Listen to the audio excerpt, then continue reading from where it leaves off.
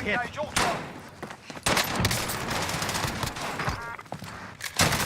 Oh!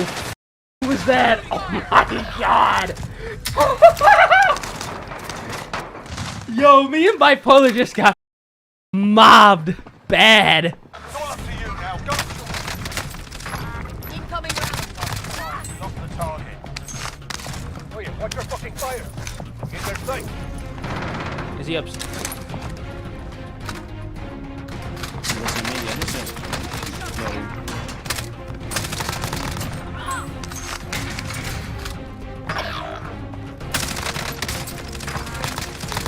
There's one, as far as I know. Maybe there's two though.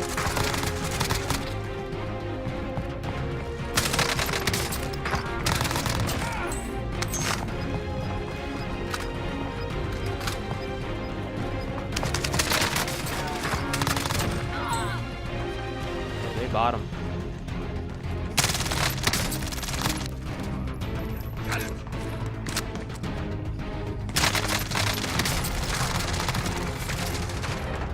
Where?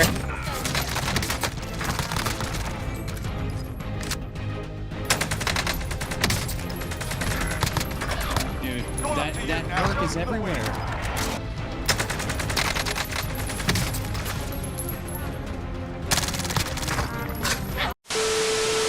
Yo, welcome back to the channel, everyone, and in this video I'm gonna be going over the best settings to use here in Warzone Season 5, specifically on Rebirth Island. These settings are gonna be perfect if you guys are trying to drastically improve your aim, accuracy, as well as gun skill. So, with all that being said, the like goal on this video has to be 750 likes. If we can get 750 likes in under 24 hours, that'd be absolutely incredible. Now, let me know down in the comment section right now, what current sensitivity settings are you guys using on Warzone, specifically Rebirth Island?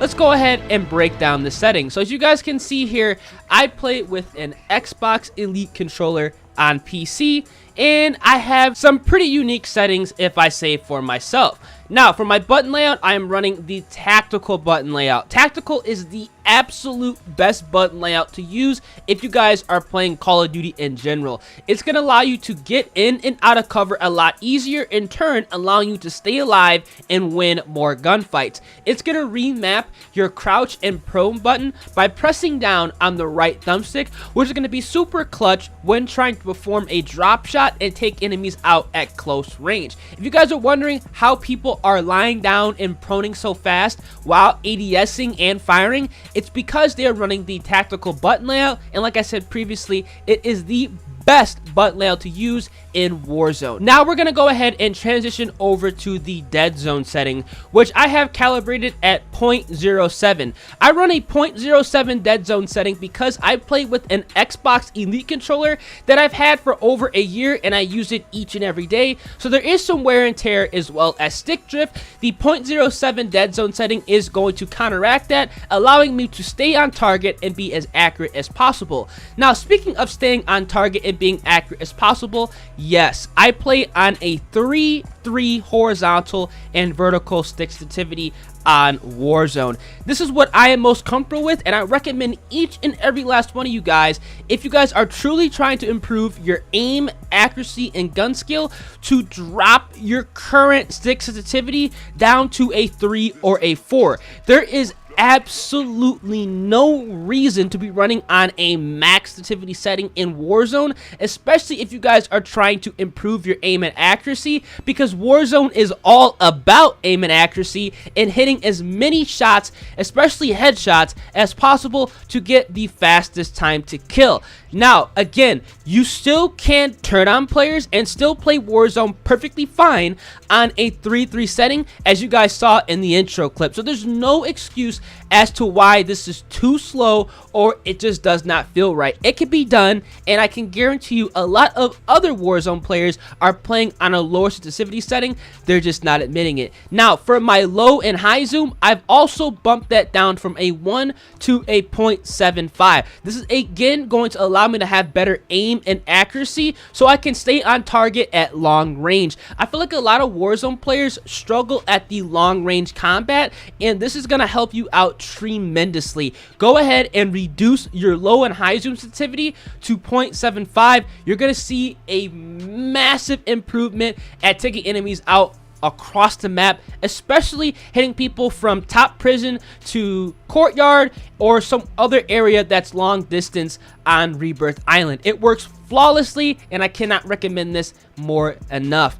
Now, everything else is going to be pretty much the same across the board on Warzone. I have not went ahead and messed with anything. Now, on Warzone, I keep my aim response curve type on standard. Now on multiplayer for Cold War, I run that on linear. That's because I feel that everything is different from game to game, and I don't want to go ahead and mess anything up and kind of throw my balance off. So I go ahead and keep this on standard, and I have my controller vibration disabled so I have better control of my aim. And personally, I do not like to go ahead and have vibration on because it throws me off. This is going to be a setting that you guys are either going to disable and never turn back on, or disable and keep it on because you like the feel of it. Honestly, I have not played with controller vibration since Call of Duty 4, and I have absolutely no reason to go back to it because personally it throws off my aim and accuracy.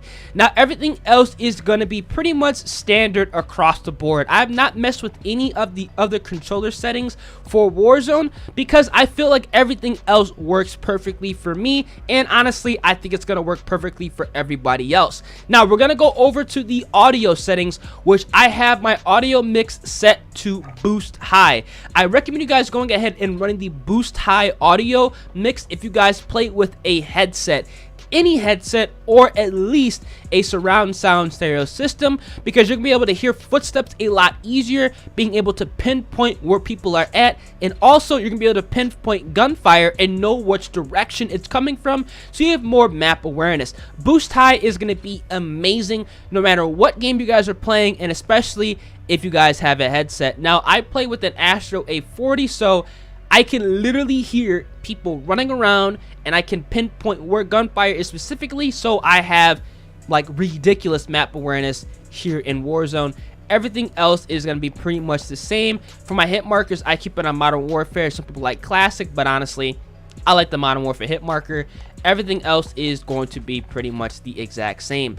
Now we're going to go over to the graphic settings, and this is going to be kind of dependent on your PC. Now, I play with an Asus TUF gaming monitor, a 1440 hertz monitor, so I recommend you guys going ahead and picking up a monitor if you guys are in the market. Call of Duty Cold War is actually the first COD that I've played with a gaming monitor, and it's light years better. Now, actually going ahead and playing Warzone again on a monitor, because previously when I was playing Warzone when it first came out, I was running a regular Samsung TV. It's night and day. I cannot express how big of a difference it makes. Definitely go ahead and swap over to a monitor with 144 refresh rate, 1440p quality. It's going to be ridiculous, and honestly a huge game changer. Again, everything else is going to be pretty much the same across the board. It's going to be dependent on what type of PC and what type of monitor setup you guys have. Now we're going to go over to general settings, and obviously I play with a controller on PC, and my field of view is set to 120 with my ADS field of view as affected. These are very two important settings you guys must make if you guys play on PC. For my console fellas, I understand your pain. I used to play on console when Warzone first came out on a Samsung monitor. I know how hard you guys are struggling with the field of view and the affected ADS field of view. Hopefully a slider does come soon, because I'm gonna be completely honest with you, I can't go back to console because it just does not play right, and I know how much of an advantage PC players have because of the 120 FOV, being able to see more of your screen, see people before they can see you, and also the affected ADS field of view, allowing you to control recoil a lot easier and having less visual recoil when going ahead and firing your weapons. It's how a lot of PC players kind of seem like their guns have no recoil here in Warzone or Call of Duty games in general. So hope you guys do enjoy this video. Again, all of my other settings for the general are going to be the same besides my colorblind type, which I do play on Protonopia. Again, I'm partially colorblind, so Protonopia colorblind settings are going to help me out tremendously, but you guys might not need it. The funny thing about it is I play with a colorblind type on Warzone, but on Cold War multiplayer I don't. It's just the saturation, the color palettes per game are different, and Protonopia is going to help me out tremendously on Warzone, but you might not need this. You can keep this off if you guys need it. But again, everything else is going to be pretty much the exact same. Now again, make sure you guys go ahead and reduce your horizontal and vertical sensitivity as well as your low and high zoom. You're going to see a huge impact and a drastic improvement in your gameplay. It's been your boy Ears. If you guys did enjoy this video, make sure you guys absolutely drop a like on the video, subscribe to the channel, and turn on those post notifications. And do not forget, about 70% of you guys who watch the content each and every day are not yet subscribed. So turn on the notification bell and become part of the Ears family. I'm going to catch you guys in the next one. There's this.